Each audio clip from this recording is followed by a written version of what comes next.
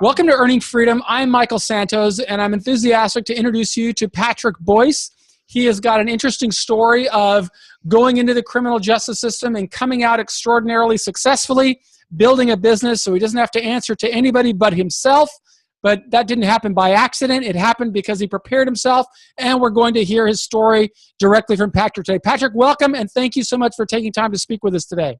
Yeah, my pleasure, Michael. I appreciate the interview with you and speaking with you. I've heard lots of great things about you, and I've seen lots of your videos. So I'm happy to be here and share my story with anyone that's interested.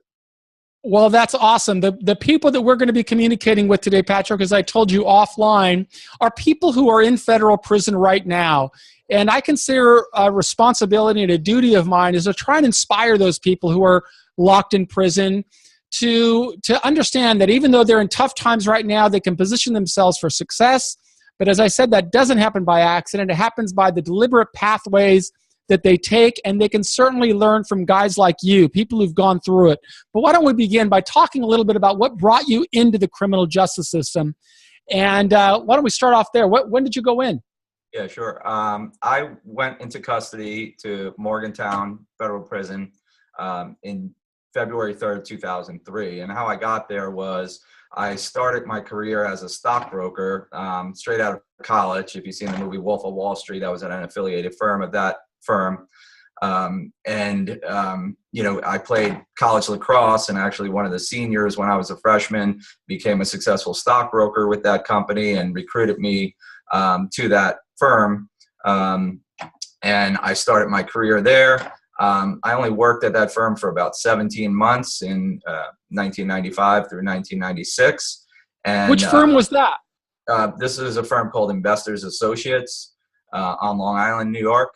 And that was eventually where the firm that I got indicted for working at. That's awesome. I was in prison with a lot of those guys. I'm trying to think which ones.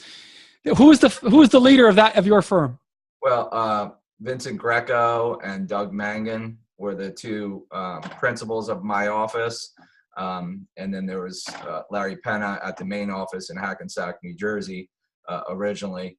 And that's what unfolded there. I ended up quitting that firm. I kind of understood, you know, as most things in life, as a lot of, you know, the people that are viewing this understand now, unfortunately, as we grow up, not everything is as it meets, you know, as it's portrayed a lot of times. And there's some very good salesmen out there that can manipulate you. And you know, to my own fault, I allowed myself to be manipulated into that situation. But I quickly learned, not quickly, but after 17 months, I decided to quit that company.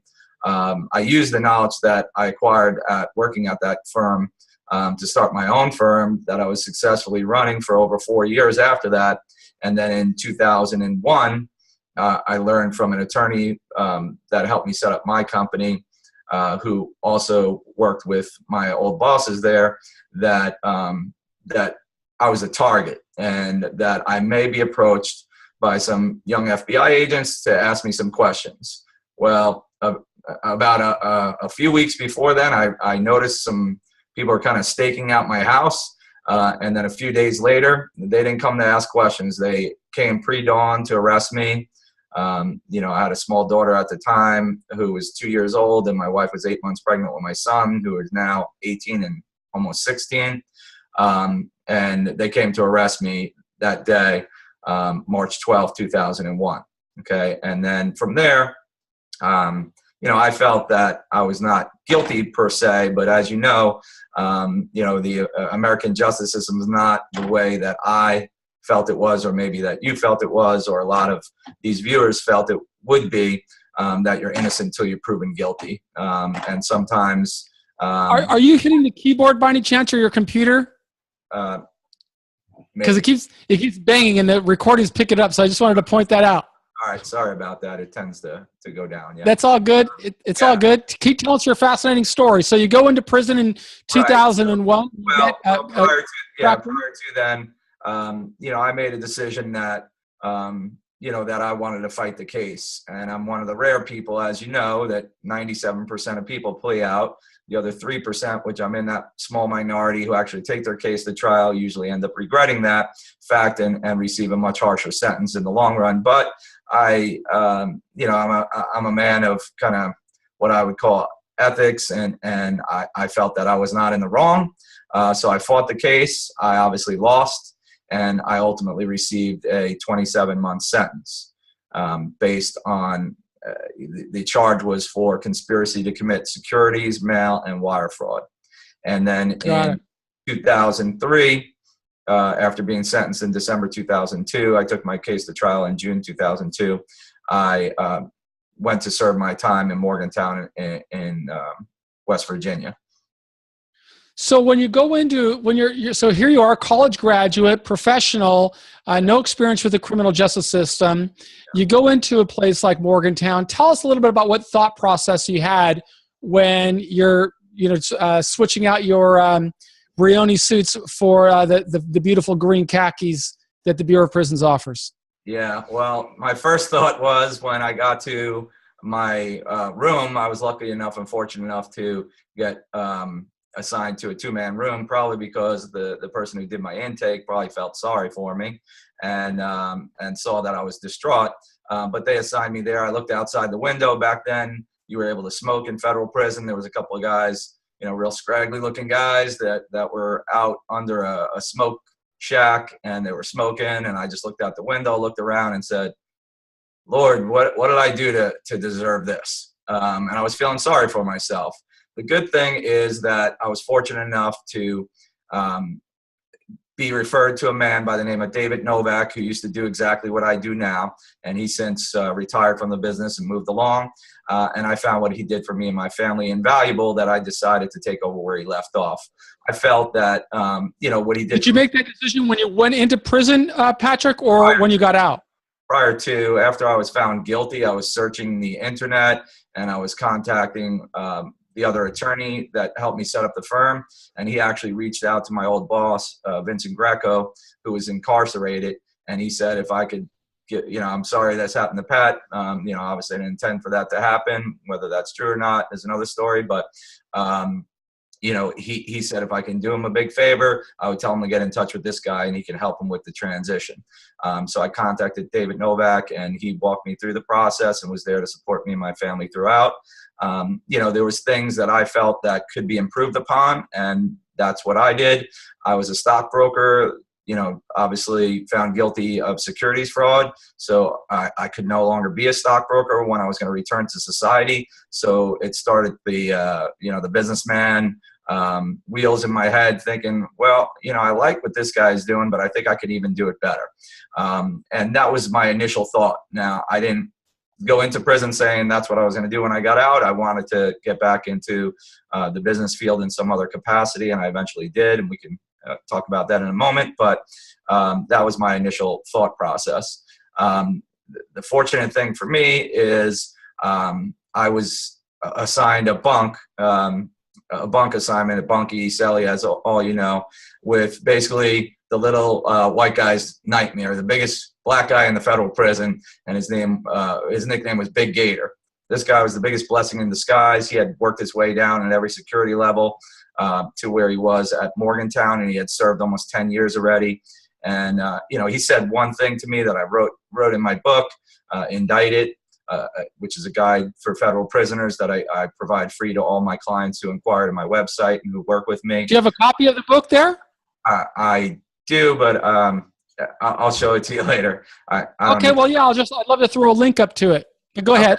Absolutely. It's on my website, RDAP.com, just like the program that we can speak about. But Big Gator, he said one thing to me, and it still sticks with me to this day. I didn't appreciate it at the time. He was quite a spiritual man at the time, a Christian. And he said to me, Patrick, you may not understand why God sent you here. And you may not understand it a year from now or 3 years from now or even 10 years from now. But someday, mark my words, you're going to remember I told you this, that he has a plan for you, and he wouldn't have sent you here for no reason. And now looking back on it, close to 14 years later, I know exactly what that is, and having been in the business over 10 years, there's no way that I'd be able to impart upon the wisdom or the experience without having gone through that process and actually served time in federal prison myself. There's a lot to be said about that, Patrick. When we go through struggle, we sometimes tend to think of ourselves being the only ones going through struggle, but the reality is there are many, many people, thousands, particularly in the federal prison system, who are going through similar struggles. And there's an old Chinese proverb that says that if you want to know the way ahead, ask somebody who has come back. And you are somebody who went into the prison system and came back successfully. So certainly anybody that's going inside could have a great deal of wisdom just by talking with you and listening and learning about your experience.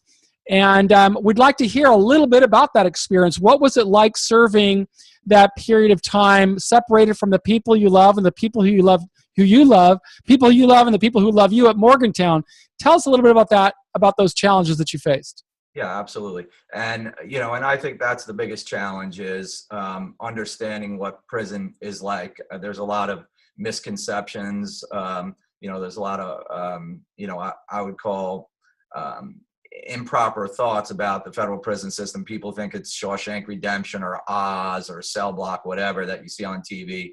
And oftentimes it's not like that, especially in the federal prison system. Now, some of your viewers that are at the higher security facilities, I never had to experience that, fortunately, and that's one of the benefits. I feel the federal system is they have varying degrees of security levels, high, medium, low, and camp, as you know.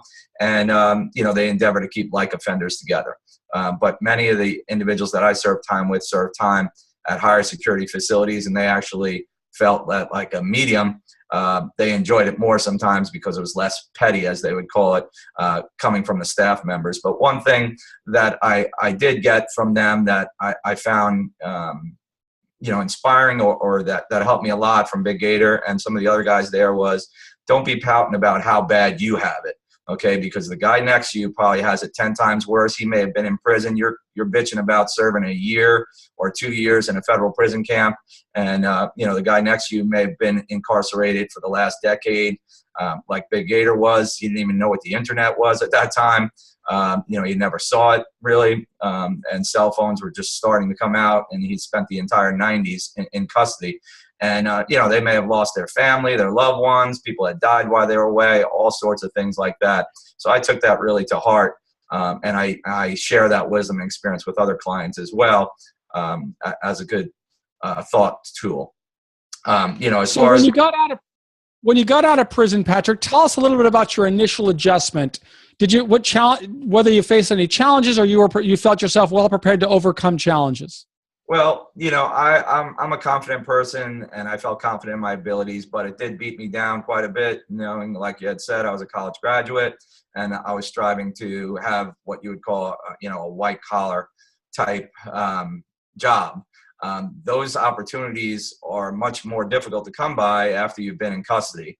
Oftentimes they may say, well, somebody in a drug case or what have you has it more difficult, but white collar offenders have their own challenges as well, especially in the job market where they'll have a stigmatism for the rest of their life. So, fortunately for me, I met a man while I was in custody who was a wealthy man, had his own business in Ohio, and that's how I ended up here in Columbus, Ohio. I'm originally from Long Island, New York.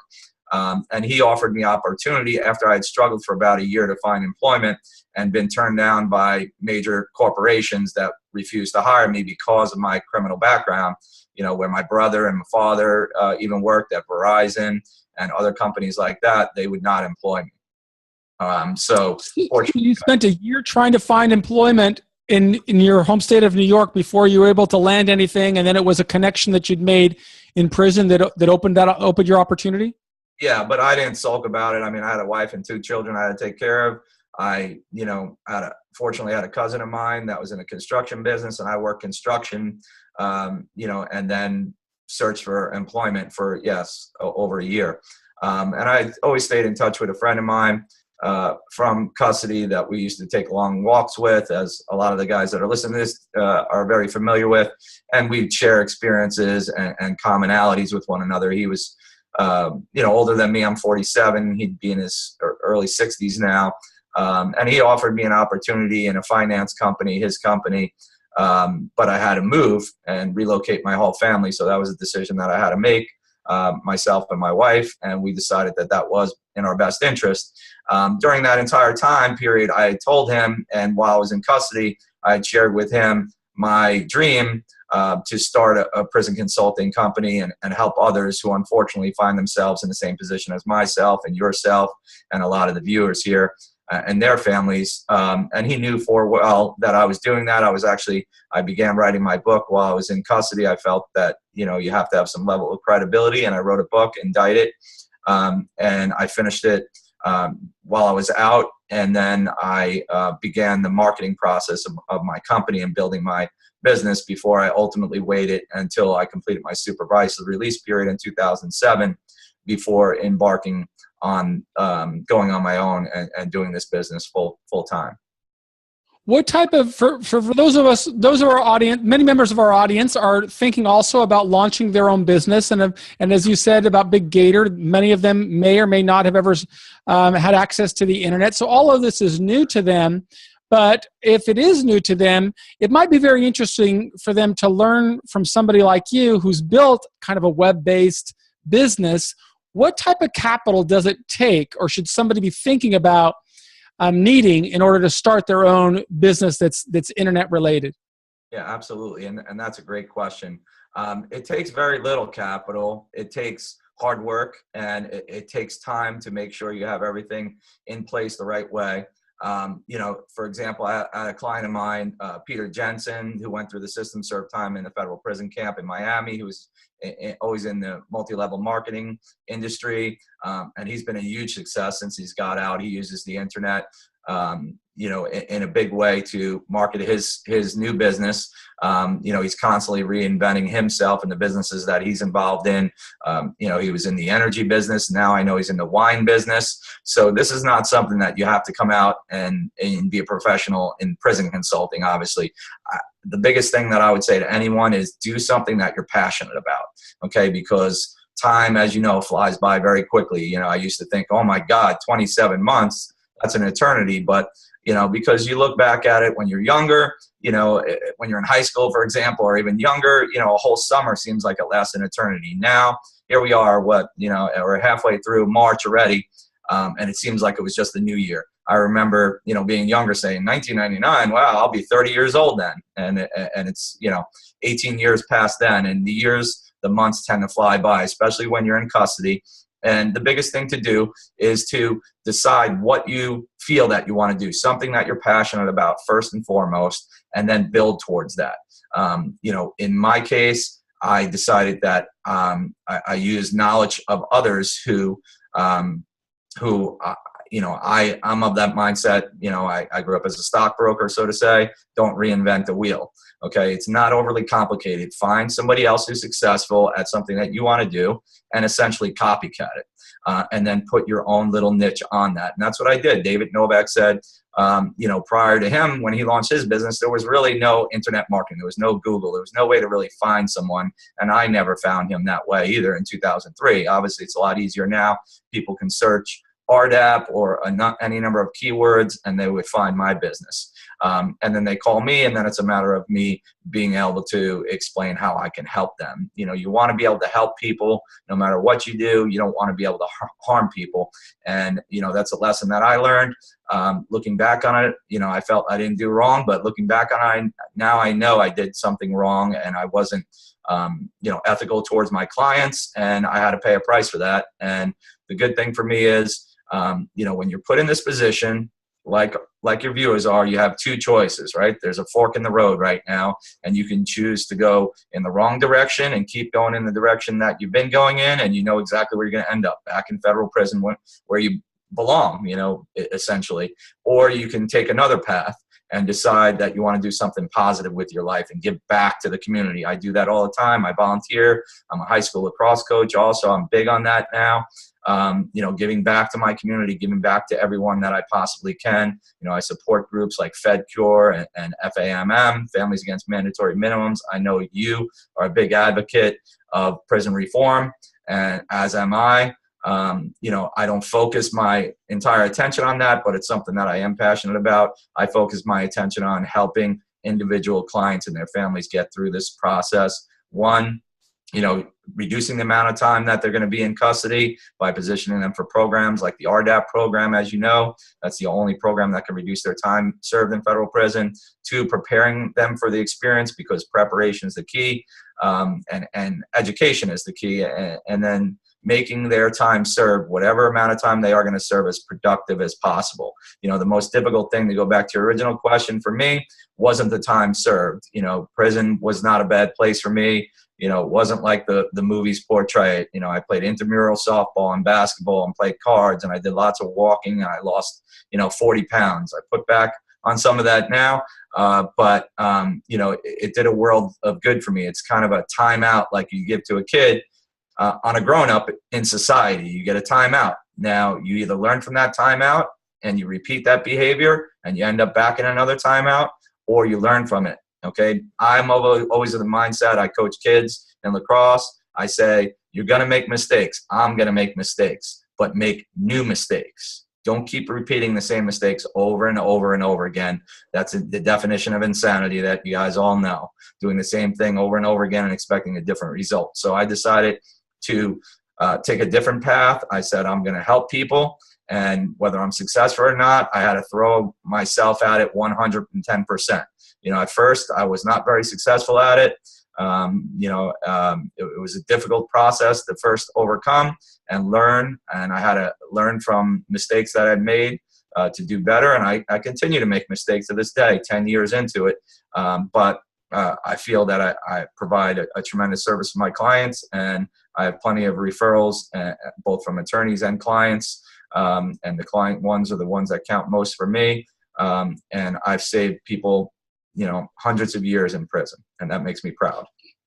Well, you should feel proud about that, and also for giving people hope when they're spinning out of control and going through the worst time in their lives. I can certainly see the value that would come from speaking with somebody who had gone through it. And tell us a little bit about the business that you've built. Go ahead and tell us the name of your business, and tell us about the typical client that comes to you. Yeah, absolutely. So the name of my company is actually Federal Prison Alternatives. And I had saw some, other competitors that had this or that. I always thought, well, cut to the chase. It's federal prison.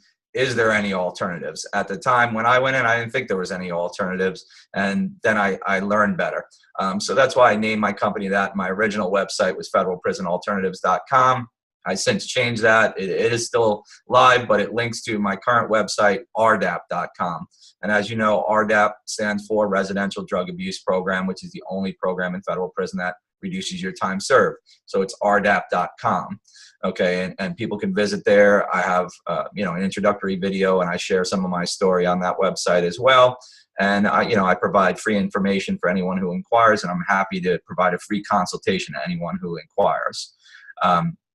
What I do is the vast majority of my clients are first-time, oftentimes white-collar offenders, but I've had plenty of clients that were in drug, crimes, the full gamut of all the federal offenses.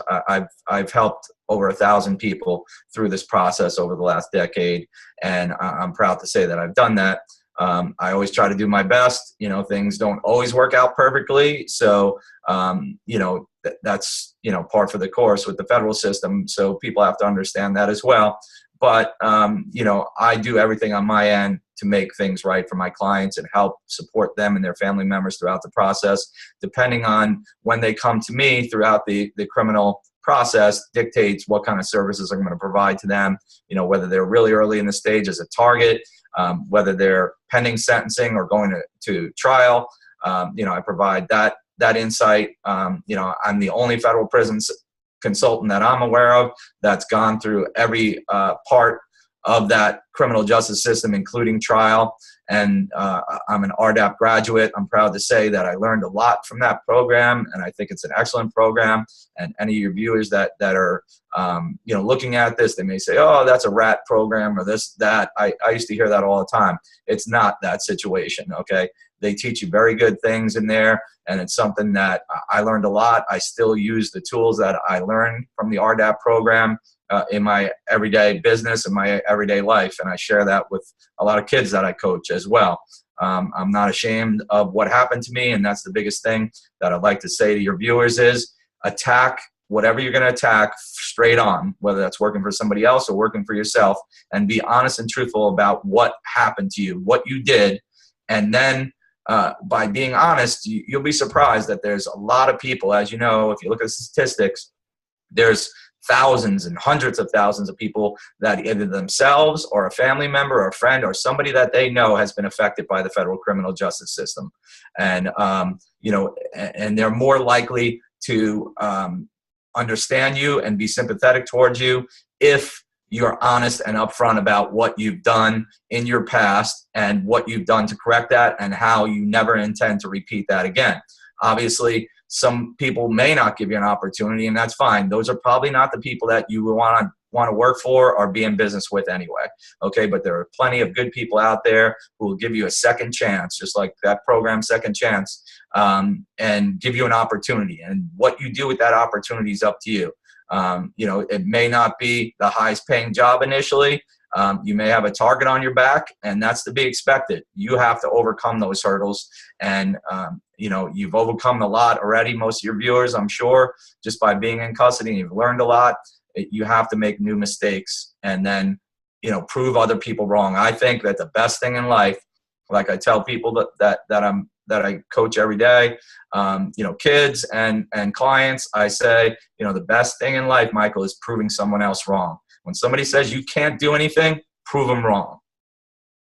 Well, we've been listening and learning from my friend Patrick Boyce, who's telling us that he built a business out of turning the struggles of going into the prison system into a strength, using the knowledge that he acquired not only from experiencing it firsthand, but listening and learning from the other people with whom he was serving time inside the camp at Morgantown.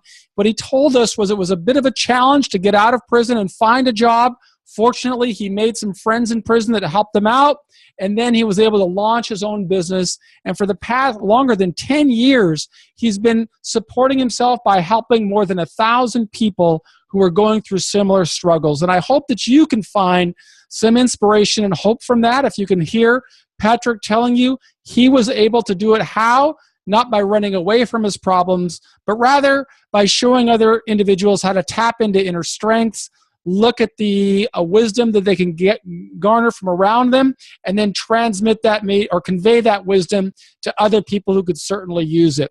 He's shown that you can build a business out of it, and I hope that shows you that regardless of what you're going through right now, you can build a business for it. The key is don't let yourself sink and get derailed by struggle, but instead find a way to build something better.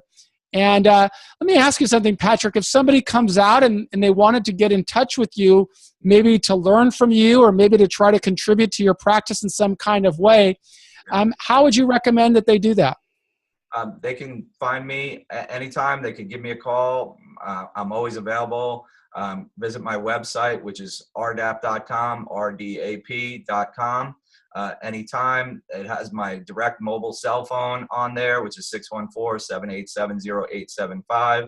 They can always email me to my business email, patrick@rdap.com, or send me a personal email if they're on the core link system. I have literally 50 to 100 current clients that email me that are in custody that I'm happy to share with them. I would say that they use my personal email address for that, which is Patrick Boyce, Boyce, the number 1 @gmail.com. And I'd be happy to talk with any of your viewers anytime.